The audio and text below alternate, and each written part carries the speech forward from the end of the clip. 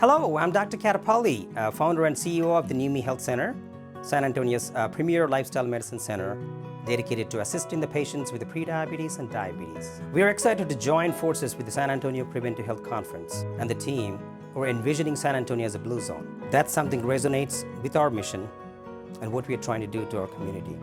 Our program focuses on addressing the root cause of these conditions through evidence-based approaches such as whole food plant-based nutrition, regular physical exercise, restorative sleep, and other lifestyle interventions. By implementing these changes, patients can reverse their insulin resistance, improve their blood sugar levels, and ultimately reduce the dependency on their medications and preventing the complications from those chronic illnesses. After years of witnessing how hard it was for the patients to prevent and manage these chronic conditions, it was clear that the status quo must be changed. This challenge led us to our new mission, to transform the lives, not just treat the diseases. We know that each patient's conditions, needs, and the lifestyles are unique. That's why we offer a personalized program tailored to their health profiles, cultural choices, and the lifestyle. We will guide you every step of the way as you reclaim your optimal health and the vitality that you desire and deserve. Ready to embark on your journey to your healthier and happier you? Contact New Me Health. Take the first step toward defeating your diabetes and discovering a new me.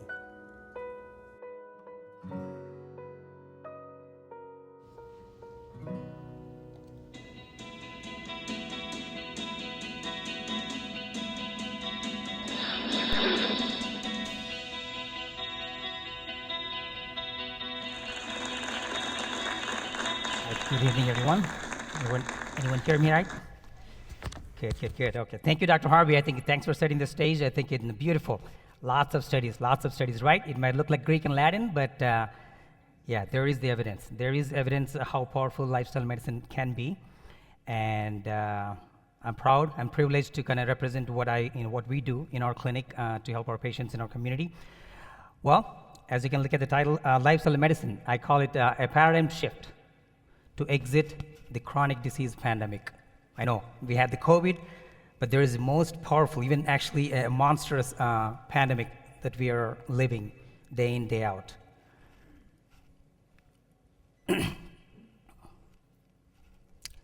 We all think of health. How many wants to be healthy, by the way? Right?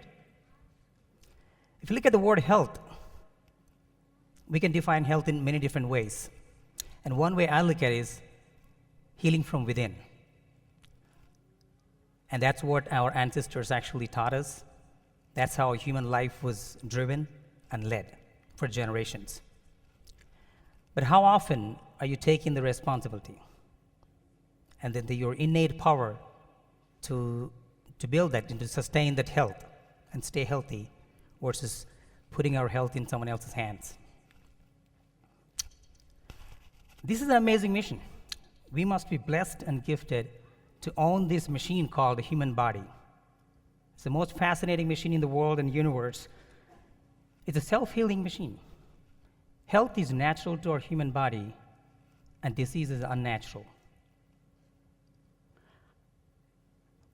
All right, I apologize for the sequence, but let's look at the first column right there. How many people know, even heard of those terms? Nyctalopia, or night blindness, Beriberi, scurvy, rickets, marasmus, kwashiorkor. Did anyone see anyone with those conditions or even heard of them? How about tetanus, diphtheria, rubella, polio? We heard of them, right? Did you see any patients with those conditions? Probably not. Because that was the old world. Look at the new world. Do you know anybody who's fighting obesity, diabetes, blood pressure, cholesterol, heart disease, fatty liver, cancer? That's the new world we're living in. Well, you can see that the three pictures right there. The first one, a team of doctors and nurses. They're struggling. I can't keep up. I've been mopping all day, every day. I can't keep up. And the couple in the second picture, and they're asking each other, honey, did I turn off the stove? I don't know where the stove, but you're seeing your kitchen is flooding. And the third picture represents our healthcare system. I call it a medical maze. No one is free. There's something called burnout. Physician burnout, nurse burnout. Doctors are busy, specialists are busy. Your endocrinology, your lab, your imaging system, everyone is busy. Your billing department, even patient is busy. I can't keep up with these appointments. I can't keep up with these bills. Then where is the health, right? Look at the food paradox. In 1920, that's how people used to die. Malnourishment, lack of food and basic resources. 100 years later, that's where we're living. 2020, overfed, undernourished. And what our human bodies are doing is not an anomaly. It's a natural response for overfeeding, for loading your empty calories and lack of physical exercise, thanks to the technology and innovations and all that. But the basic elements of the human nature were actually subtracted and were expected to be supplemented in terms of pills and some other means. It took thousands and thousands of generations or millions of years for that species to evolve from there to there. And you look at the last man on the line, it didn't even take a couple of decades, barely 2 generations. And that's how the human shape was transformed. And that's the shape of the world today. If you look at the world stats, WHO reported back in 2016, 1.9 billion people, that is 1 in 3 adults, were overweight. 1 in 8 were obese. From 1975 to 2016, just barely, maybe not even my lifetime, I would say 3 or 4 decades, the world obesity tripled. What happened? Humans were on this planet for many generations, many years. And if this trend continues, 2025, we're almost there. 2.7 billion people would be overweight, 1 billion would be obese, and 170 million would be severely obese. Look at, as Dr. Harvey was referring to, he was asking, quizzing you all, right? What are the top 10 leading causes of death? Look at that, heart disease, cancer, COVID, that took place out of nowhere, took the 3rd place last year or maybe a few years ago. Your stroke, your chronic issues and all that. So those are the top 10 leading causes of death here in the United States. Look at that. 60 to 70% of those conditions are directly linked to your lifestyle, meaning preventable. We don't have to deal with them. The same study, the global disease burden, global burden of disease study back in 2020, they even used the term called syndemic. We were in the middle of the COVID, and that's when they realized we are dying. Millions and millions are dying from COVID. But the unfortunate, the match, or the triggering force, the people who are dying in ICUs and all was their chronic illnesses, including obesity and diabetes. So they coined the word, they introduced the word called syndemic. Your pandemic going in sync with your chronic disease burden, only to expose the vulnerability of the world and the modern population we see around. And this simple slide, again, top leading causes of death. If you look at the breakdown, the underlying root cause, the black represents the tobacco, and back in 70s and 80s, and I'm pretty sure more than half of the audience can relate to that, there was a huge war against tobacco. So thanks to all the efforts, we don't see that much smoking anymore. But what follows that would be the red zone, the red element, which is nothing but poor diet and lack of physical exercise. Imagine how much portion, how much role it's playing behind all these leading causes of death. The same study actually exposed something really interesting. We as physicians and the medical and the public health experts and all, we always look at the cause of death, the leading causes of death, right? It looks very intuitive, very exciting, and very realistic. But what they have done is something fascinating. They deep dived and looked at the actual cause of death. And that turned out your lack of fiber, excessive calories in terms of sugars, excessive salt, lack of physical exercise, lack of fruits and vegetables, which you can't instantly or relate to the health and ill health. But it turned out those are the major players. I love this graph. Hopefully you can see that. Back in 1970s, look at the graph right there. Something triggered a disaster. The green line represents the calorie intake. Average Americans' daily calorie consumption started spiking right there, followed by two other graphs.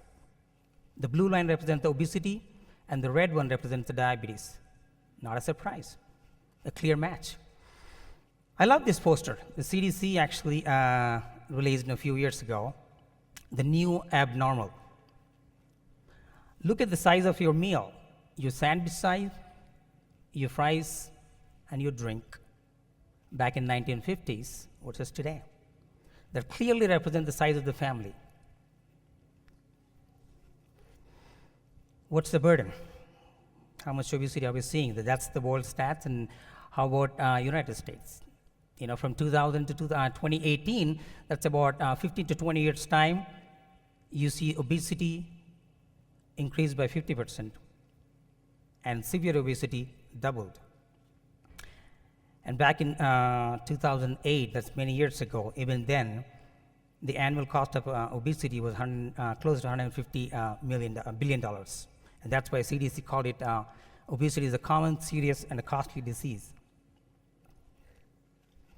How about diabetes? Follows the same trend. Close to 40 million Americans, that is 10%, meaning 1 in 10 Americans were diabetic. But 1/5 of them, 1 in 5, didn't even have the formal diagnosis of diabetes, even though they had it. And during the same time, about 100 million Americans were pre-diabetic, and 80% of them have no idea. In other words, if we stick our fingers, who knows? We may get more than half of us pre-diabetic or diabetic. That's the reality. And the trend continues. And this represents the future of this country in terms of obesity. By 2030, if we do nothing, that's how the maps are going to turn. And look at this, our great state of Texas.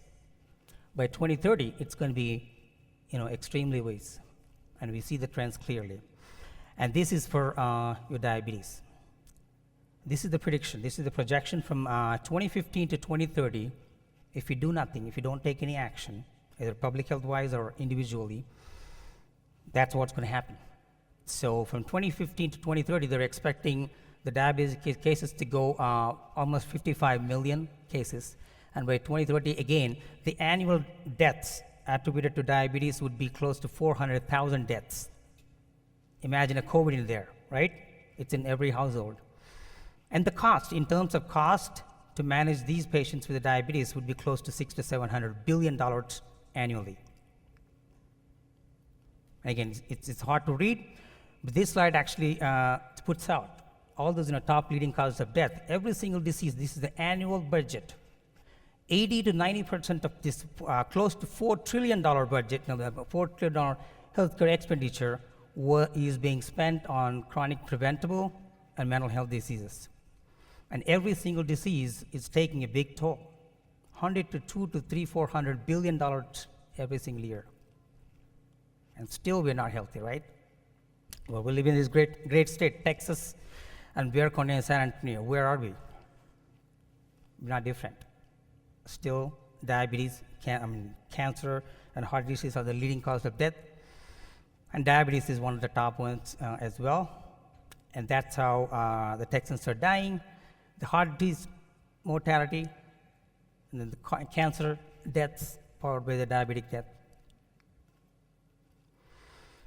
Back in 2020, I know we are in the middle of COVID, and that's when the Bexar County Health Department released some stats. Surprisingly, not just one metric. Hospitalization secondary due to diabetes, we were in the top in Texas, or at least more than the Texas average. And the amputations from diabetes, we were on the more than Texas average. And the deaths happening from diabetes were more than average compared to the Texas stats. And now, obviously, as a result, you see more and more deaths from COVID because we own the obesity and diabetes. And this is a little snapshot of your Bexar County and San Antonio. So as you can see, central and south San Antonio is flooded with obesity and diabetes. I think it's going to be hard to read, but on average, males have more diabetes in Bexar County or San Antonio. And from the year 2019 to 2020, diabetes hospitalizations were more than one third, more than 30% in non-Hispanic blacks and close to 30% in non-Hispanic whites. And in terms of deaths, in male, as you can see right there, in non-Hispanic blacks and Hispanics, it was double compared to their non-Hispanic white counterparts, and then it was triple in women. And again, this slide represents that we are leading the pack in terms of diabetes. The Bexar County leads the pack in Texas. Well, this is one of the staggering stats, actually. It's really mind-boggling. Based on the obesity and chronic diseases, 1 in 4 young Americans are too heavy to serve in military. And about just 1 in 4 meet the physical activity requirements or recommendations. And in terms of their fruits and vegetable consumption, 1 in 10 children and adults eat the recommended amounts of their vegetables. And the cost we paid, as I mentioned earlier, it's close to $150 billion towards obesity alone every year. I love this slide because we always talk about longevity or the life expectancy, and we feel proud that our life expectancy is increasing and increasing. But what COVID has done to our country is it surfaced something really undercover. It surfaced our vulnerability. Based on the stats and the trends they were noticing, it was projected that if you do nothing, the life expectancy would actually go down. And some of the stats and experts were actually projecting this generation Americans are expected to live shorter than our previous generation. Again, this might look like a complex or complicated slide, but I love this again. And there's a huge boom and conversation around longevity, right? They're talking about stem cells and all kinds of things to kind of increase my lifespan and all that. But there are two things to look at. Let me ask you this. How many of you want to live longer, meaning more and more years? How many of you want to live healthier? How many of you want both?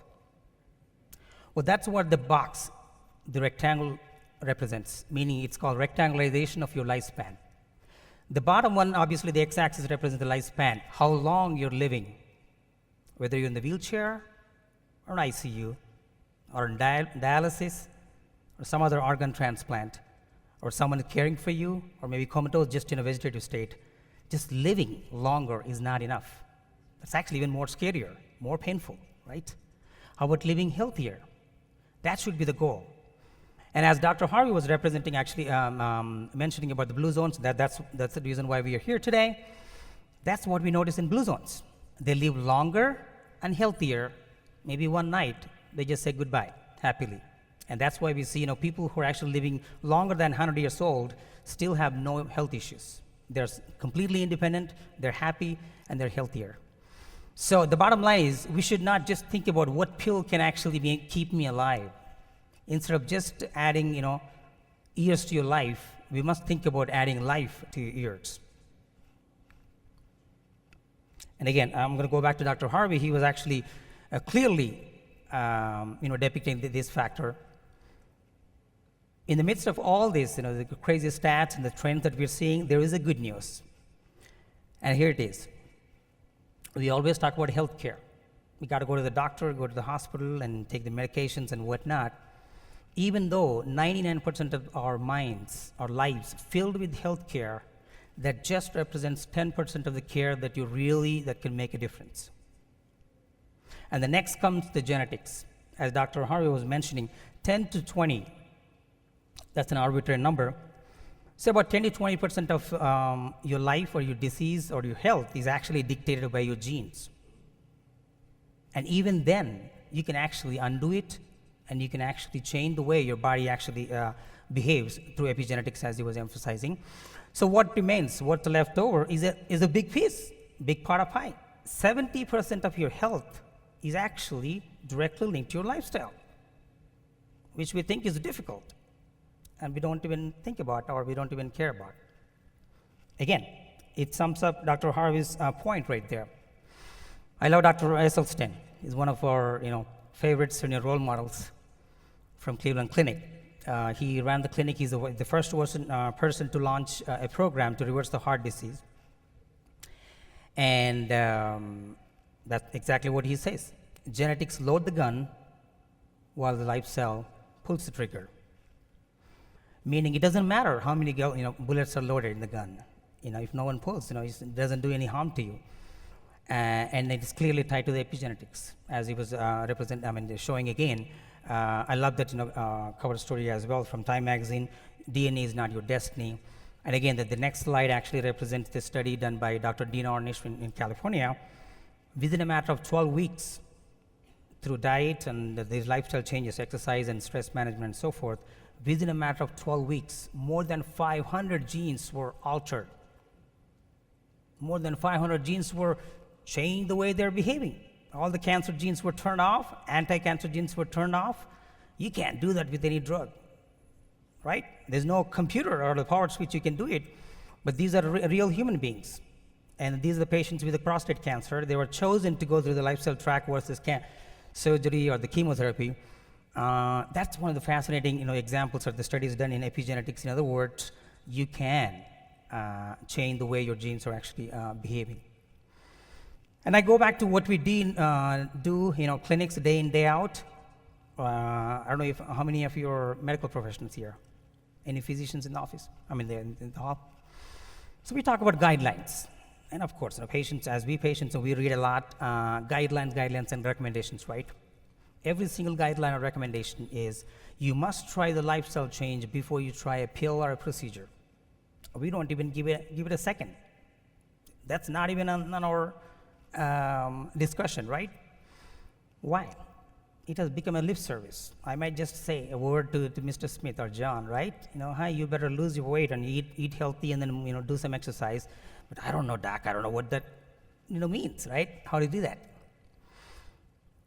And this is the triangle that I share with my patients all the time. I call it primordial pillars of human life and health. 3 fundamental pillars of your life that dictate everything: eat, move, and sleep, right? We know what you put in your head, makes your mind, but what you put in your body makes your body. In your mouth makes your body. So nutrition, humans are not eating like humans. We humans are not moving like humans. We humans are not sleeping like humans. That's it. The fundamental pillars are disrupted, and we just wonder why our bodies are misbehaving.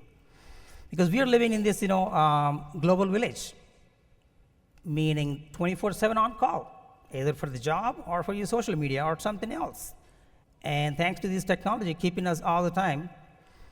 And what it does is it disrupts our circadian rhythm, meaning we are not sleeping. There's no dawn and dusk. There's no sunrise, sunset. It doesn't have any effect on our lives or sleep cycle. And as a result, what is at stake? It's our health, well-being, and our basic relations. And this one, it might look like a busy slide, but if you look at the left half, that's where we are. Our current healthcare system, what we are using, or the way it works, is it was designed for the acute illnesses or acute issues. Basically, it's an acute care model.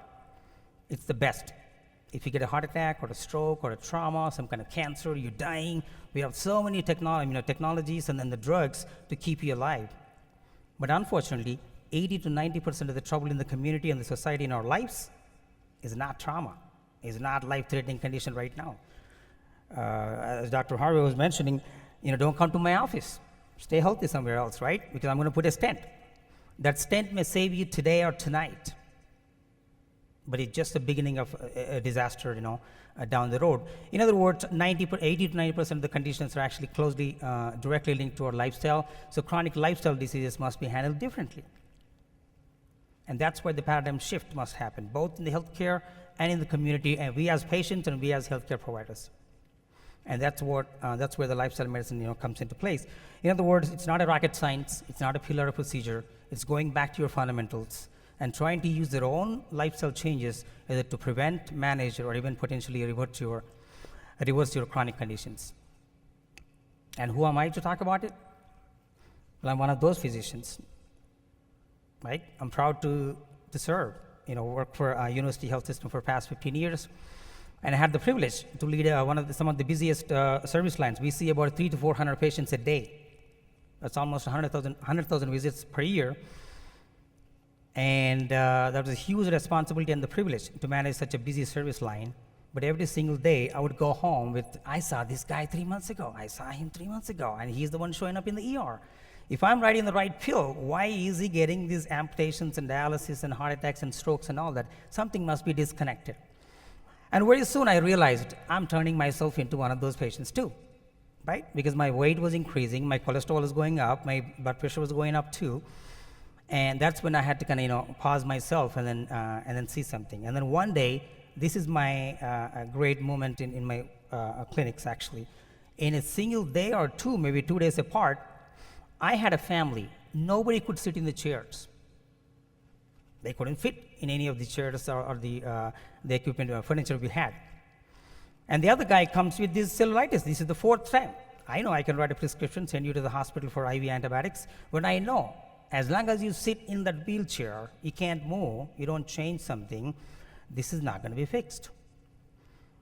And the other most startling moment was the next morning, I had a patient who had an EKG changes, and I had to send him to the hospital to make sure he's not getting a heart attack. It took about 2 hours. We have standby ambulances, our own ambulances, to take him to the ER from my clinic. And I was yelling at my nurses, why did it take so long to transfer this patient? I'm kind of worried about his heart attack, right? Well, they said 3 ambulances came by left, and we were waiting for the bariatric ambulance. That really shook me up. Bariatric ambulance, wow, bariatric wheelchairs, bariatric beds. Now we need to wait for a bariatric ambulance. And that's when I think I started kind of thinking like, man, you got to take a deep look and then look at the person in the mirror and then do something about it. Very similar to Dr. Harvey's story, I started shifting my diet and doing some exercise. Got my kids on board, my family on board as well, and then signing up for 5Ks and half marathon and so forth. And that's when I lost 40 pounds. My A1C came down, my blood pressure came down, my cholesterol came down. Not in a single pill. I was like, wow, okay. So how can we translate this to our patients? I've been preaching my patients every single day, but no one listens to me. Then I realized it's not that easy. Human behavior, right? Change is difficult, especially in this day and age. It's difficult. And finally, we ran a marathon. I had a pleasure to have a great time with Dr. Tahir. He's one of the physicians. We invited him. I call him a living legend because he's a physician. He's almost going to be about to retire in 50s. He got a heart attack, and he had stent in 60s, and then bypass. Then he realized he had to eat differently and move differently and walk differently. So he changed his lifestyle. He was not a walker. He started running. He ran Chicago Marathon, Boston Marathon, Mount Kilimanjaro. So he wrote a book called Open Heart, and the American Heart Association actually gave a special appreciation. So we invited him to inspire me and our community to, as our brand ambassador, to adapt this lifestyle change. So we ran half marathon with him. He's in his 70s and I'm in 40s, so he's like my father figure. So it was a great time. And that's when we decided to launch this clinic called the New Me Health, to exactly do that and then help the patient to take that walk to transforming lives, not just treating diseases. Because without addressing the root cause, you cannot make a dent in any of your health conditions. And it's critical because we need to have a plan and a strategy and a mentor and accountability. These are all the elements that actually plays a key role in human behavioral change. And without doing that, it's hard. So that's exactly what we do. We have remote patient monitoring tools. Your weight, your blood pressure, your exercise, and your everything will be monitored. And we use continuous glucose monitoring as well. So basically, I'm not the one teaching. My nurses or my dietitian, they're not the one preaching or forcing you to change. You see yourself. Little changes that you're bringing up will actually translate into your change in the weight and your blood pressure, your glucose, and that's exactly how we help these patients can transform.